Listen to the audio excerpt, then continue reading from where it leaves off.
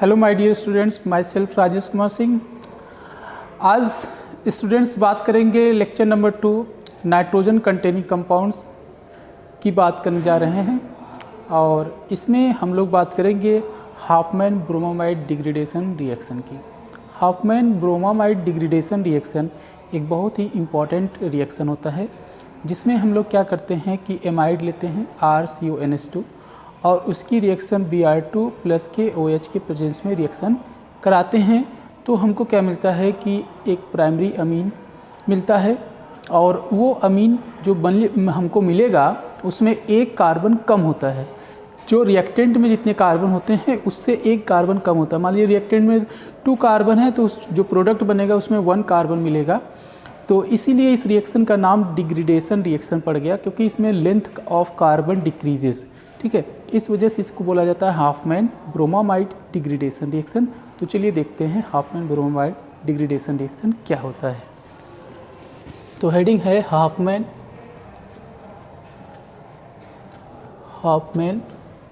Bromamide degradation reaction.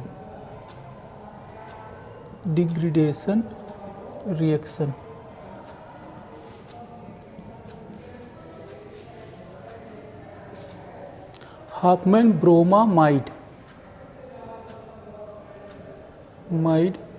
Degradation reaction.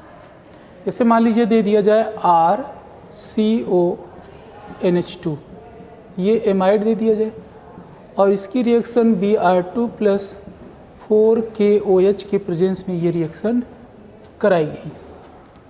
तो क्या होगा इस रिएक्शन में? इस रिएक्शन में ये जो CO ग्रुप है ना, इसको आपको हटा देना है। यहाँ से CO ग्रुप हटा देना है तो ये बन जाएगा RNH2 ग्रुप, यानी प्राइमरी अमीन बन जाएगा RNH2। ठीक है, और साथ ही साथ क्या बनेगा? अमोनिया बनेगा 4NH3 प्लस KBr बनेगा, KBr बनेगा। ठीक है, तो 2 यहाँ पे जो है Br2 प्लस 4KOH यूज किया गया तो यहाँ पे KBr और 4NH3 और RNH2 बनता है। तो this reaction is known as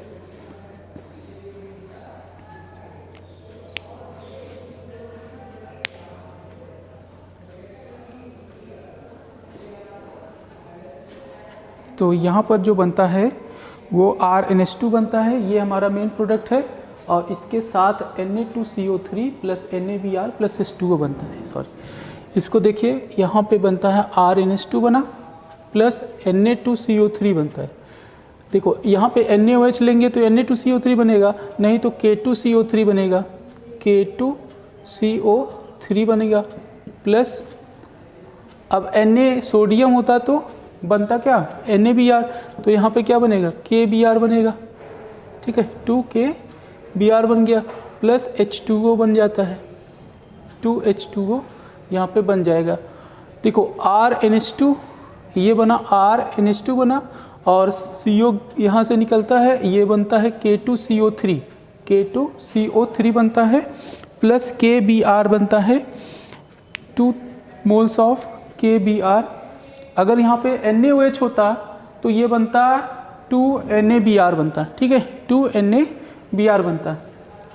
जैसे मैं ले लूँ CH3CO फॉर एग्ज़ाम्पल NH2 ले लूँ और इसकी रिएक्शन करा दूँ Br2 प्लस 4NaOH भी ले सकते हैं, NaOH ले लीजिए तो यहाँ से क्या बन जाएगा? CH3NH2 बन जाएगा। क्या बनेगा?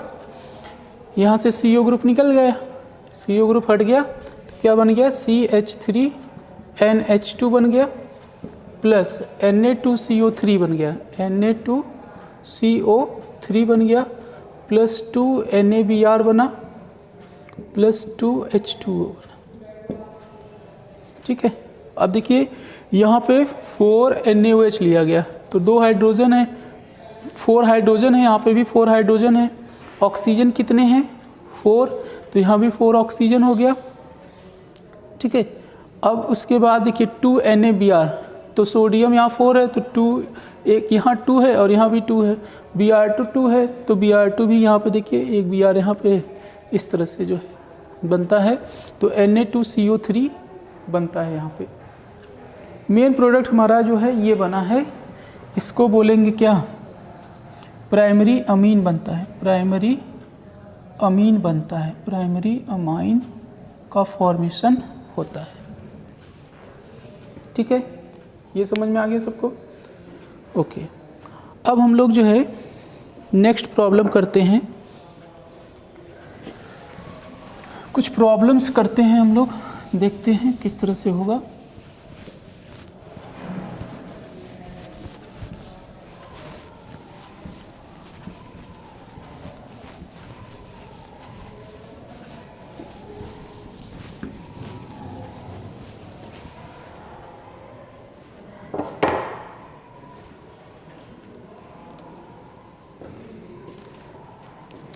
जैसे मान लीजिए आपको कन्वर्ट करना है CH3 CH2 Cl, ठीक है, मान लो तुम्हें कन्वर्ट करना है, क्वेश्चन है CH3 CH2 Cl, ये है CH3 CH2 Cl, और इसको कन्वर्ट किस में करना है, CH3 CH2 NH2 में कन्वर्ट करना है।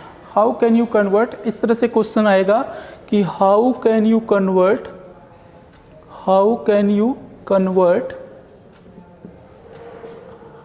इट, इसको कैसे आप कन्वर्ट करोगे, ये कन्वर्जन वाले प्रॉब्लम्स अक्सर आते हैं। तो CH3 यहाँ पे दिया है CH3 CH2 Cl और CH3 CH2 NH2 ये लाना है। अब देखिए इसमें कितने कार्बन हैं, इसमें 2 कार्बन है और जो लाना है उसमें 3 कार्बन है। इसका मतलब है कि एक कार्बन में एक्सटेंड करना है, एक कार्बन एक्सटेंड करना होगा, और यहाँ पे Cl लगा है और यहाँ क्या लाना है, NH2 ग्रुप लाना है। तो आप इसको कैसे कर सकते हो, Cl लाना है, ठीक है, Cl हटा करके NH2 ग्रुप लाना है। अब इसकी रिएक्शन आप कर दीजिए इथेनोलिक यानी इथेनॉल के प्रेजेंस में NaCN के साथ कर दीजिए, सोडियम साइनाइड के साथ रिएक्शन इसकी जब कराइए तो Na प्लस और Cn माइनस होगा, ये अटैक करेगा और ये यहाँ गया, ये बन जाएगा CH3 CH2 and C triple bond N, ये बना। अब इसकी क्या कर दीजिए, इसको कर दीजिए रिड्यूस, ठीक है, इसको रिड्यूस कर दीजिए, H2PD BaSO4 यूज कर लीजिए, ठीक है, H2PD BaSO4 यूज करिए, या फिर आप H2 निकिल यूज करिए, H2 निकिल प्लेटिनम इसको यूज करिए, या फिर आप यूज कर सकते हो LiAlH4 यूज करिए, ये भी स्ट्रॉन्ग रिड्यूसिंग एजेंट होता है, तो ये भी इसको रिड्यूस कर देता है, ठीक है। तो LiAlH4 क्या करेगा, H यहाँ पे बॉन्ड दिया, फिर एक बॉन्ड तोड़ा H और फिर H, तो 2 H मिल गया इसको, CH3 CH2 और CH2 NH2 बन गया, ठीक है, ये आप समझ लीजिए। तो प्रोपाइल अमाइन बन जाएगा, यही हमको बनाना था, प्रोपाइल अमाइन बनाना था। तो आई होप आप लोगों को ये समझ में आ गया होगा। एक और क्वेश्चन लेते हैं। जैसे मान लो तुम्हें दे दिया बेंजिल क्लोराइड दे दिया, सपोज हमें बेंजिल क्लोराइड दिया हुआ है, ये देखिए ये है बेंजिल क्लोराइड। क्वेश्चन है कि बेंजिल क्लोराइड को how can you convert benzyl chloride into, आपको इससे ये बनाना है CH2 और NH2 बनाना है, ठीक है, सिंपल रिएक्शन है। तो यहाँ पे जो है देखिए NH2 ग्रुप यहाँ लगा है, तो 1 2 फिनाइल हमको बनाना जो है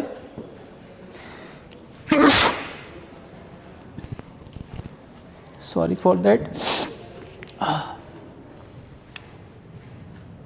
2NH2, देखो 2 पे क्या लगा है, ये फिनाइल रिंग लगा है, तो 2 फिनाइल हो गया, 2 फिनाइल और एथेनामाइन हो जाएगा, इसका नाम 2 फिनाइल इथेनामाइन। ये हमको लाना है, किससे बनाना है?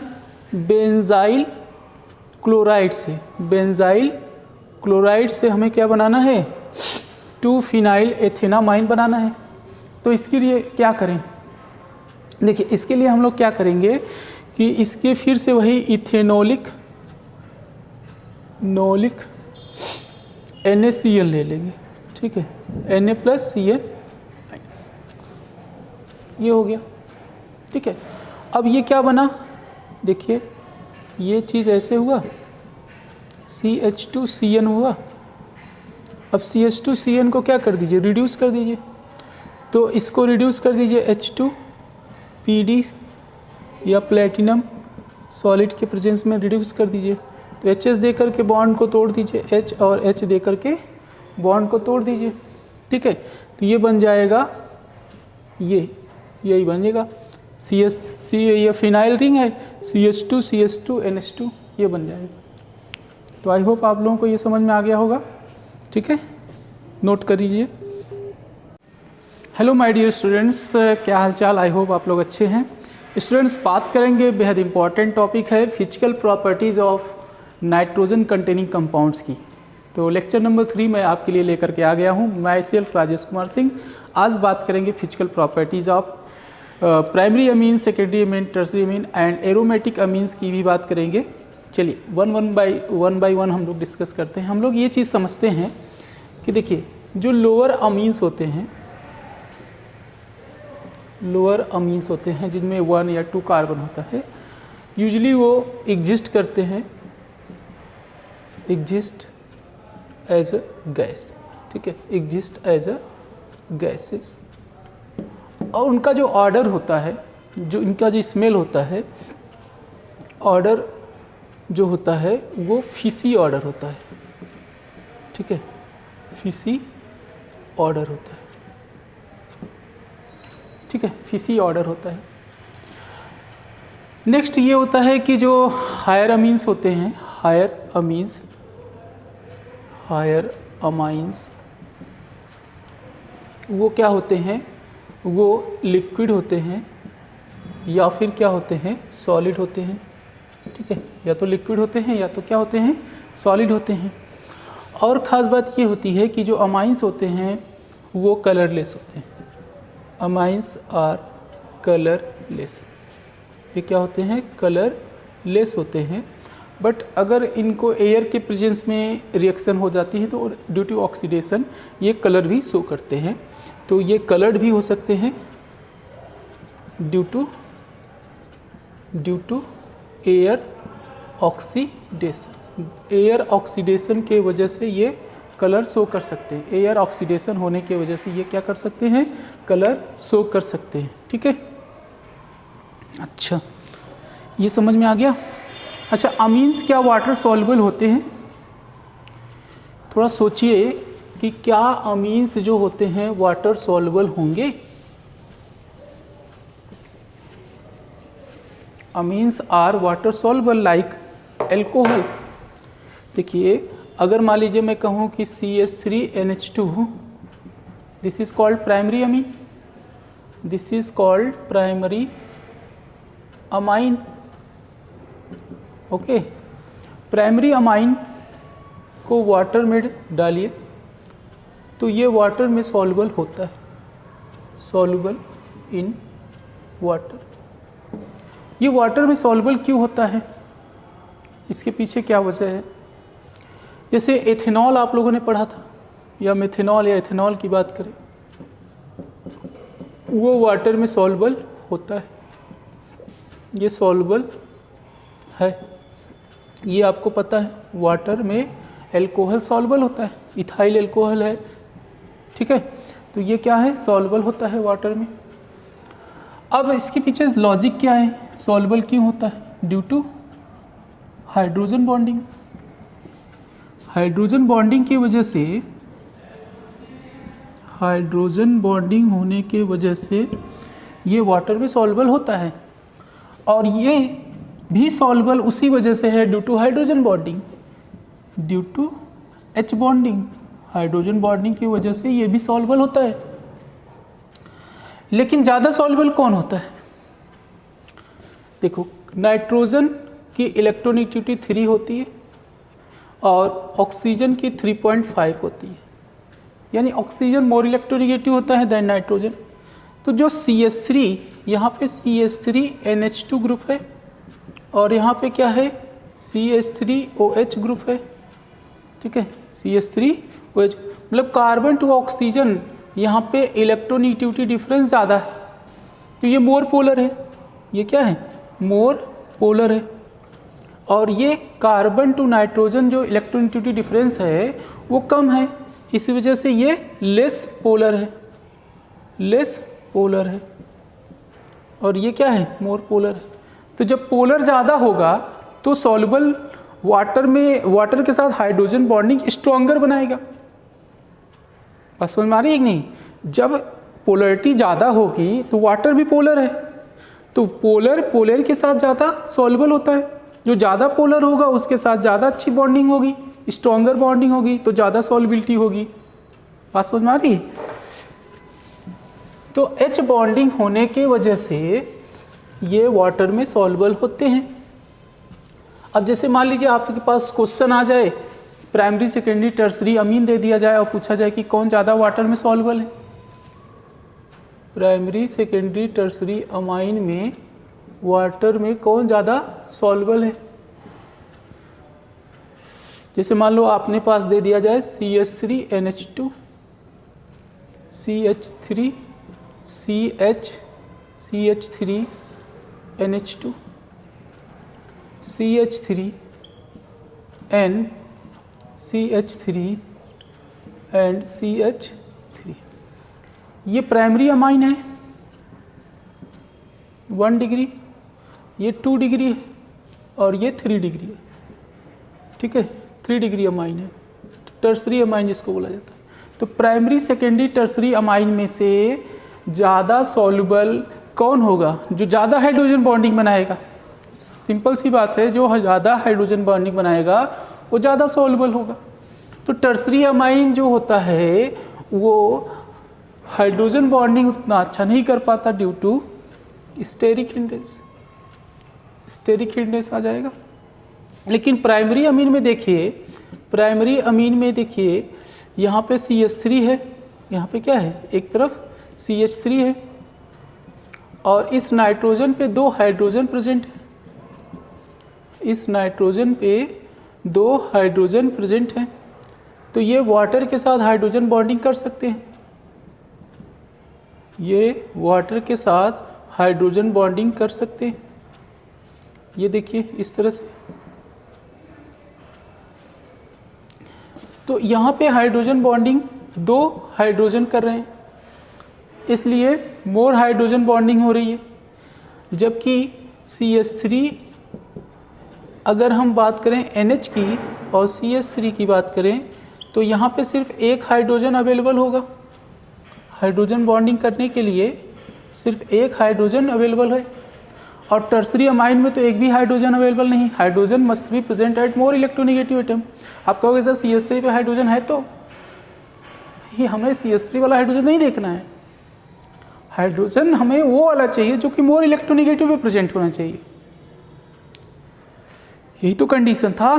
टर्सरी जो अमाइन होता है, टर्सरी अमाइन में यहाँ पर लोन पेयर है, यहाँ पे 2 CH3 ग्रुप, 3 CH3 ग्रुप लगे हैं, तो ये हाइड्रोजन बॉन्डिंग थोड़ी ना करेंगे।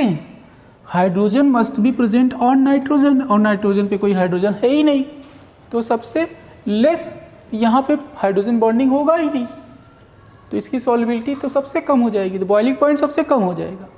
तो टर्सरी अमाइन की बॉइलिंग पॉइंट सबसे कम होती है, प्राइमरी की सबसे ज़्यादा, सेकेंडरी की उससे कम, टर्सरी की सबसे कम। तो बॉइलिंग पॉइंट का ऑर्डर ये होगा, boiling point.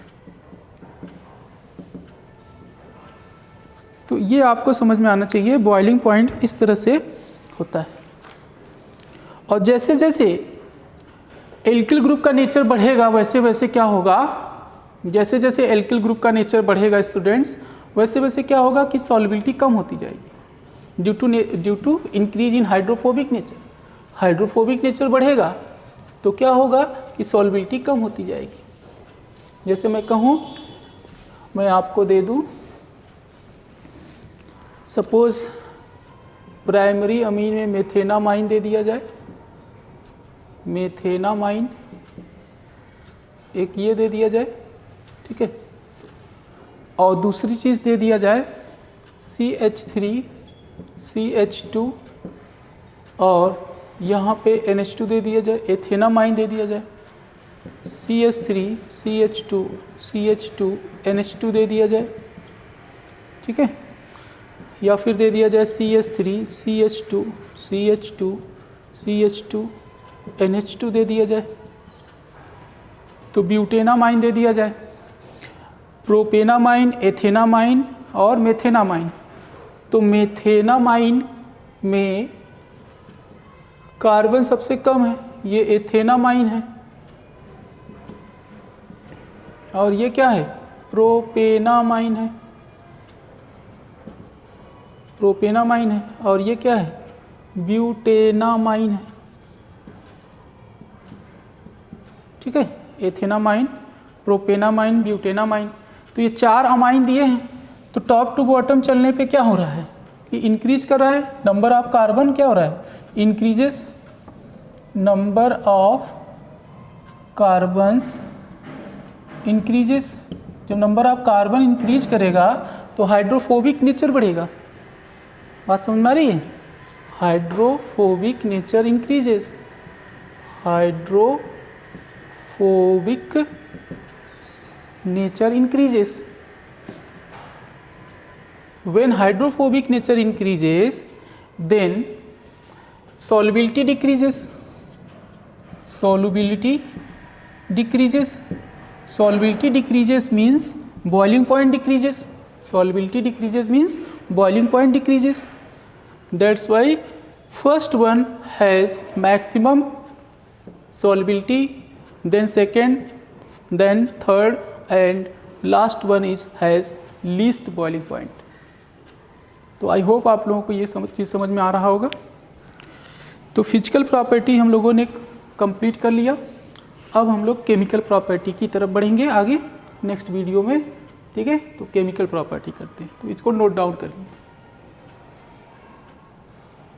Hello my dear students, बात करेंगे केमिकल प्रॉपर्टीज़ की। लेक्चर नंबर 4 में आपके लिए लेकर के आ गया हूँ नाइट्रोजन कंटेनिंग कंपाउंड्स में। मैं हूँ राजेश सिंह। आज बात करेंगे chemical properties of primary amine, secondary amine, tertiary amine और एरोमेटिक अमीन्स की भी बात करूँगा वन बाय वन। चलिए हमारे साथ बने रहिए।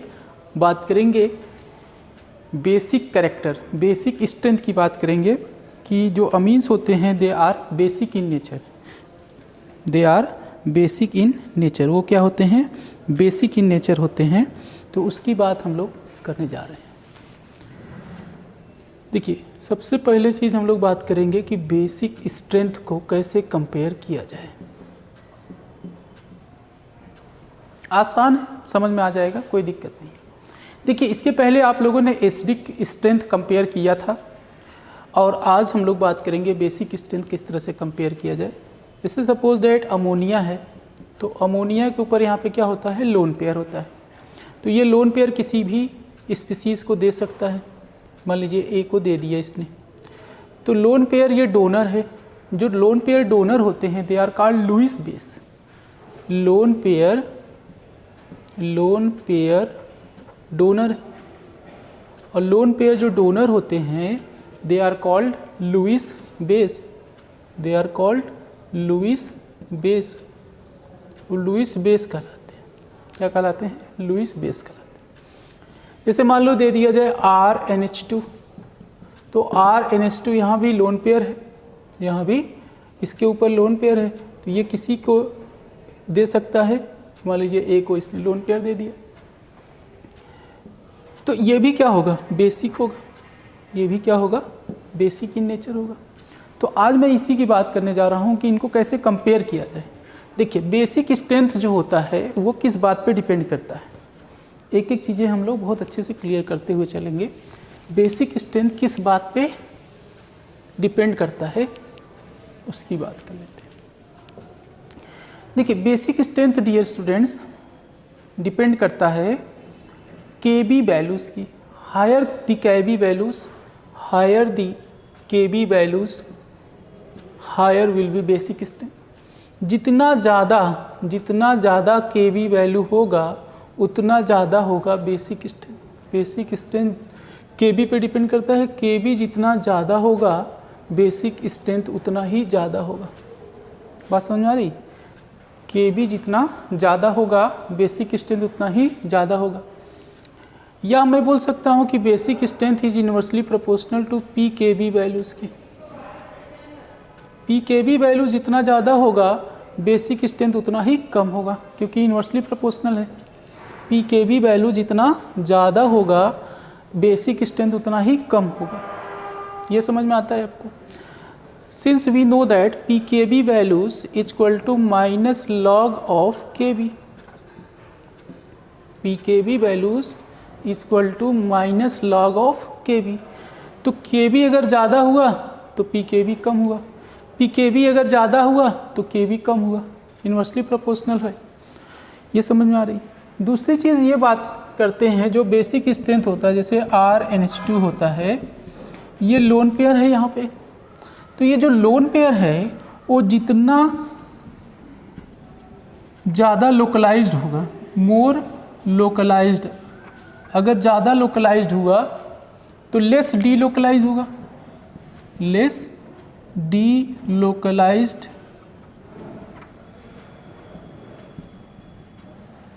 मोर लोकलाइज्ड का मतलब ये हुआ कि वो लेस डी लोकलाइज हो। अगर ज़्यादा लेस डी लोकलाइज है, मोर लोकलाइज्ड है, तो उसकी बेसिक स्ट्रेंथ जो होगी वो ज़्यादा होगी।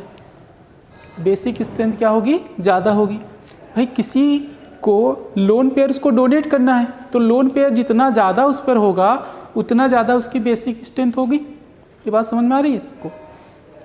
तो ये चीज़ आपको क्लियर होना चाहिए। आई होप आप लोगों को ये समझ में आ गया होगा। ये नोट करिए।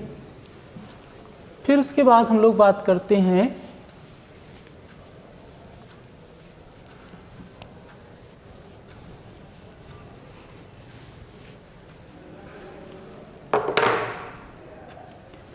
अब समझिएगा,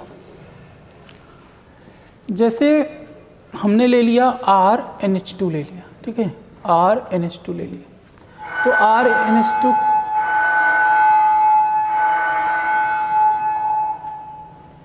RnH2 प्लस वाटर, ये क्या हो गया है? RnH2 प्लस वाटर का मतलब ये हो गया RnH3 plus OH minus. RnH2 plus H2O, ये क्या बना लिया? RnH3 प्लस OH माइनस बना लिया। अब यहाँ पे अगर हम लोग according to law of mass action, law of mass action, आप लोगों ने क्लास 11th में लॉ ऑफ मास एक्शन के बारे में पढ़ा होगा। यहाँ पे अप्लाई करिए। मान लीजिए इसका रेट कांस्टेंट K है, तो rate constant K equal to क्या हो जाएगा? Concentration of product RnH3 plus concentration of OH minus. इन दो रिएक्टेंट, दो प्रोडक्ट हैं, दोनों के कंसंट्रेशन को मल्टीप्लाई कर दीजिए। अपॉन क्या करना है? Concentration of RnH2 upon into concentration of H2, ये कर दीजिए। इसका कंसंट्रेशन इनटू इसका कंसंट्रेशन, दोनों को मल्टीप्लाई कर दिया। और प्रोडक्ट ये था तो इसको न्यूमरेटर में रखा, और ये रिएक्टेंट था तो इसको डिनोमिनेटर में रखा। ये समझ में आता है? अब इसके बाद क्या करना है? इस वाटर को इधर मल्टीप्लाई कर दीजिए। K into H2O equal to RnH3 plus into concentration of OH minus upon concentration of RnH2। देखिए वाटर का कंसंट्रेशन इतना ज़्यादा है, एक्सेस में लिया गया है कि उसके कंसंट्रेशन में चेंज बहुत कम होगा। There is very small change in concentration of water, that's why we can consider as a constant. इसके कंसंट्रेशन में इतना कम चेंज होगा कि हम इसको कांस्टेंट ट्रीट कर सकते हैं। That means K into H2O दोनों को मल्टीप्लाई करने पे एक न्यू कांस्टेंट होगा जिसको हम लोग Kb बोलेंगे, and this is equal to RNH3 plus and OH minus upon RNH2, ठीक है। Where K into H2O, where K into H2O is another constant which is known as Kb। तो Kb की value यहाँ पे हम लोगों ने पुट कर दिया और ये हमारे पास एक्सप्रेशन आ गया। यहाँ तक समझ में आता है? नोट करिए इसको, वीडियो को पॉज करके नोट करिए। नोट हो गया होगा? 1 2 3 हो गया। चलिए आगे बढ़ते हैं हम लोग। यहाँ तक आप लोगों ने समझ लिया होगा।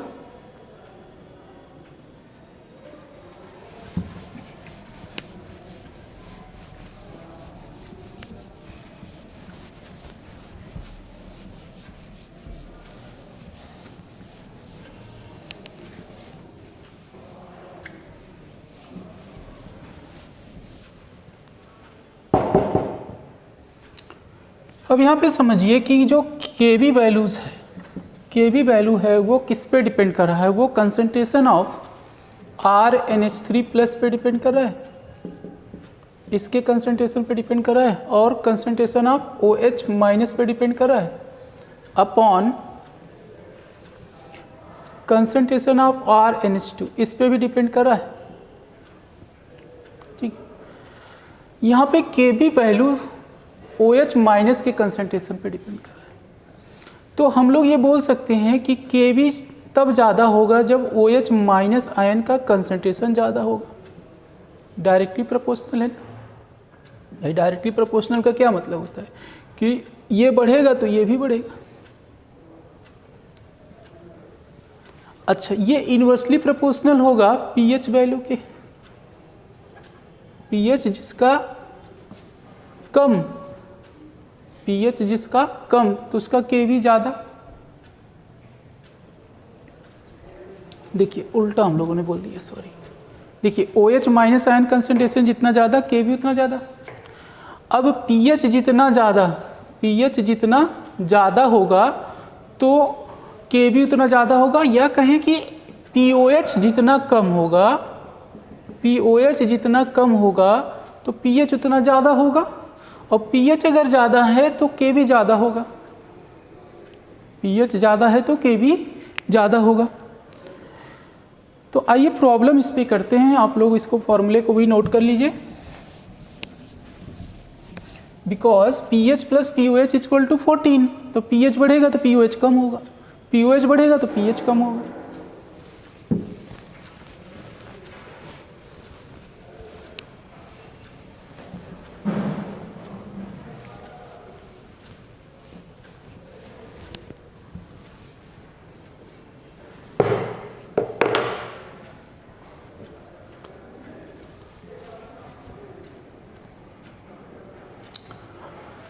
ये समझ में आ गया आपको?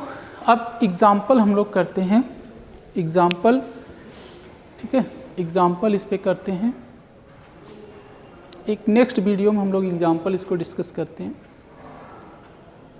हेलो स्टूडेंट्स, बात करेंगे लेक्चर नंबर 5 में हम लोग एक क्वेश्चंस के साथ शुरुआत करेंगे। Compare the basic strength of following. ये आपको कुछ कंपाउंड्स दिए हुए हैं, इनमें बेसिक स्ट्रेंथ आपको कंपेयर करना है, और यहाँ पे R डैश और R double dash they are methyl group CH3। ये मिथाइल ग्रुप है, ठीक है। R dash R double dash they are methyl group. अब मिथाइल ग्रुप हैं तो यहाँ पे NH3 है। अगर मैं इंडक्टिव इफेक्ट की बात करूँ, सिर्फ इंडक्टिव इफेक्ट की मैं बात करूँ, तो देखिए ये NH3 है, ये क्या है CH3NH2 है, और ये क्या है CH3 और ये CH3 ये देखिए। अब इसमें बेसिक स्ट्रेंथ कंपेयर करना है। अगर मैं सिर्फ एक इफेक्ट की बात करूं, अभी मैं सिर्फ इंडक्टिव इफेक्ट की बात करूं, तो इंडक्टिव इफेक्ट सबसे ज़्यादा इसमें लग रहा है। इधर से भी इलेक्ट्रॉन दे रहा है, ये भी से इधर से भी इलेक्ट्रॉन दे रहा है, इधर से भी इलेक्ट्रॉन, इधर से भी इलेक्ट्रॉन दे रहा है, इधर से भी इलेक्ट्रॉन। इसको दो साइड से सिर्फ मिल रहा है, इसको एक साइड से मिल रहा है, इसमें तो कुछ भी नहीं है। इंडक्टिव इफेक्ट 0 है हाइड्रोजन का। तो सबसे ज़्यादा बेसिक कौन होना चाहिए? टर्सरी होना चाहिए, देन सेकेंडरी होना चाहिए, देन 1 डिग्री होना चाहिए, देन अमोनिया होना चाहिए। समझ में आ रहा है? ये बेसिक स्ट्रेंथ होना चाहिए on the basis of inductive effect. On the basis of inductive effect ये होना चाहिए ओनली प्लस आई इफेक्ट की वजह से, सिर्फ प्लस आई इफेक्ट की वजह से ये होना चाहिए। ठीक है। अब दूसरी बात ये आती है साल्वेशन इफेक्ट। साल्वेशन इफेक्ट भी देखना, ये तो इंडक्टिव इफेक्ट हो गया। साल्वेशन इफेक्ट ये कहता है कि सबसे ज़्यादा साल्वेशन अमोनिया का होगा, देन प्राइमरी अमीन का, देन सेकेंडरी अमीन का, देन सबसे कम होगा साल्वेशन इसका, सबसे कम साल्वेशन इसका होगा। ठीक है, सबसे कम साल्वेशन इसका होगा। तो सबसे ज़्यादा साल्वेशन है तो इसलिए प्राइमरी अमीन का मोर बेसिक होना चाहिए, then secondary amine, then tertiary amine, ये होना चाहिए। साल्वेशन इफेक्ट आपको पता है, साल्वेशन इफेक्ट। तो साल्वेशन इफेक्ट के बेसिस पर हम लोग ये चीज़ कह सकते हैं कि इसका रिवर्स ऑर्डर होना चाहिए। तो एक्सपेरिमेंटली ये देखा गया कि ना ही 3 to 1 होता है, ना ही 1 to 3 होता है। ठीक है, बल्कि जो 2 डिग्री होता है वो मोर बेसिक होता है। 2 degree is more basic than 1 degree and 3 degree is least stable when R is methyl group. Then after that सबसे कम होगा अमोनिया NH3। ये एक्सपेरिमेंटली पाया गया,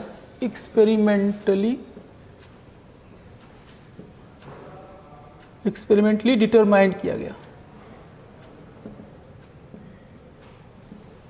एक्सपेरिमेंटल ऑब्जर्वेशन के बेसिस पर अपने पास ये ट्रेंड आता है, 2 degree, then 1 degree, then 3 degree, then ammonia. तो 213 आपको याद रखना है, 213 वो रहती है किस गली में? 213 नंबर गली में रहती है। तो इस गली का नंबर क्या है? 213 है भाई। आपको ध्यान रखना है, गली में भटकना नहीं है। ये गली नंबर कौन सी है? 213 है। तो ये आपको देखना सेकेंडरी देन प्राइमरी। टर्सरी अमीन तो प्राइमरी से भी कम बेसिक हो जाता है। बात समझ में आ रही है? टर्सरी जो अमाइन है वो तो प्राइमरी अमाइन से भी कम बेसिक है। बड़ी इंटरेस्टिंग बात है। और अगर मैं एक और क्वेश्चन पूछूं, आर को मैं मान लो इथाइल ग्रुप ले लूं, मान लो आर को C2H5 ले लेता हूं।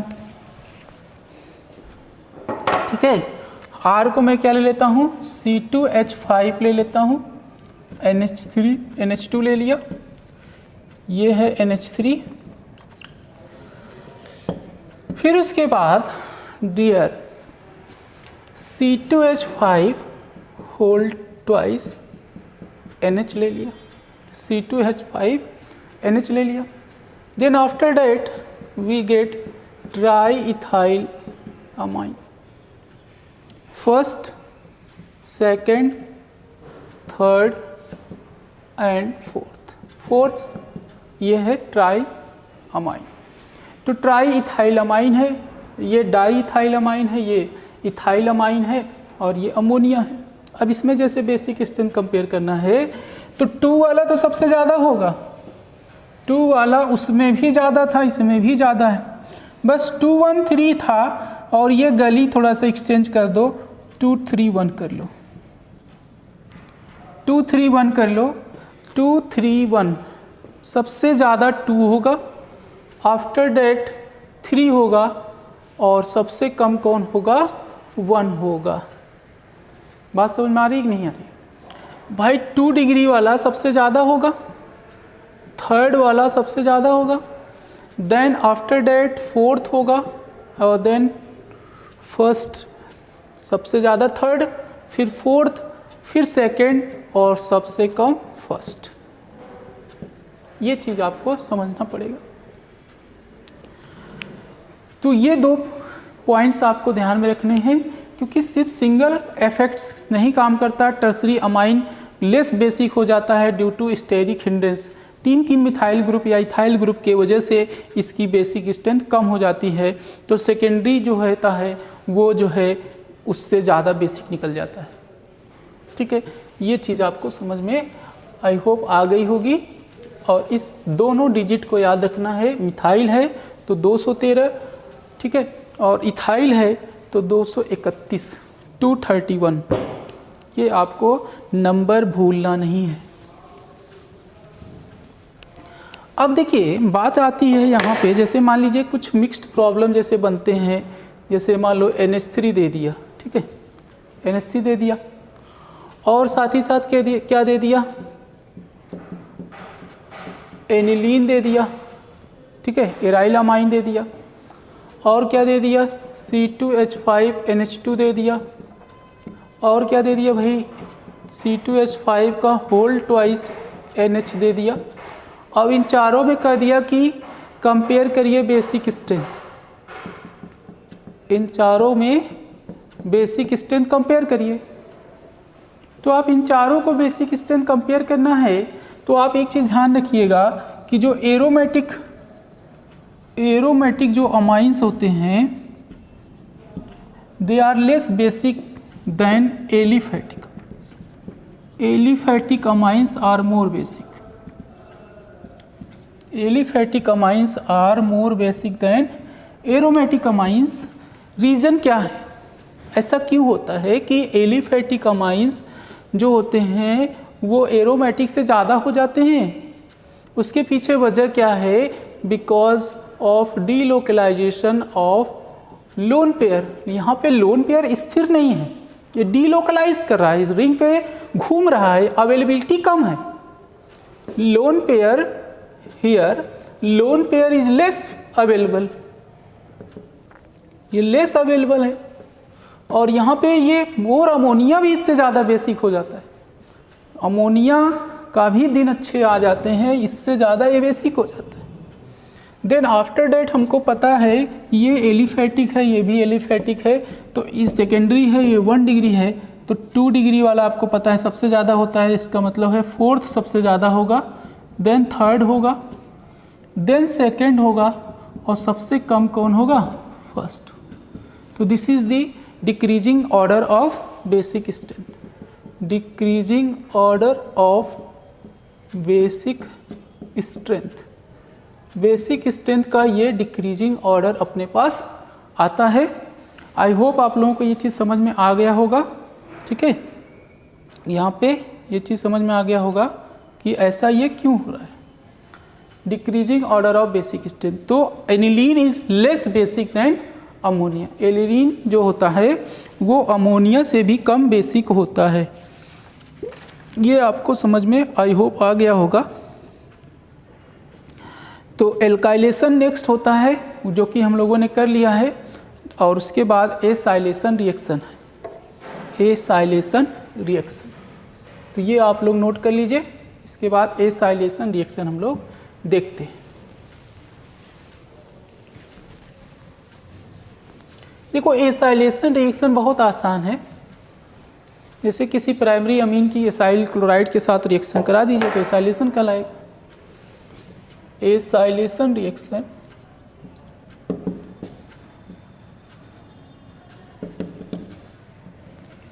what is meaning by acylation reaction?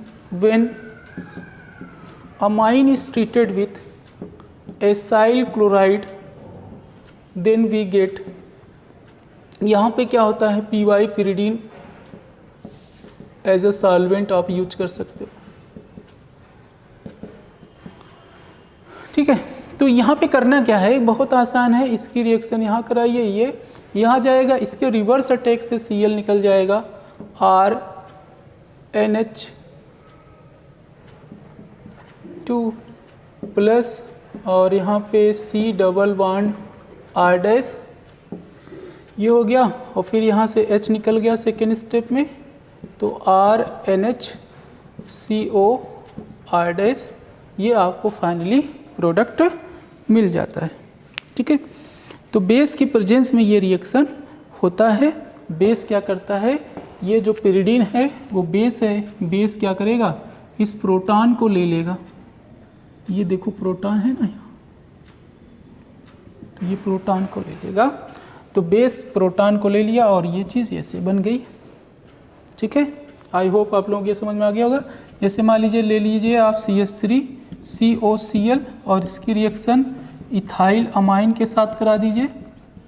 तो यहाँ पे क्या करना है, इथाइल अमाइन अटैक करेगा, ये जाएगा इधर, इसके रिवर्स अटैक से ये Cl बाहर हो गया और यहाँ से H+ भी निकाल दीजिए, तो ये बन जाएगा CH3CO एंड NHC2H5, ये आपको मिलेगा।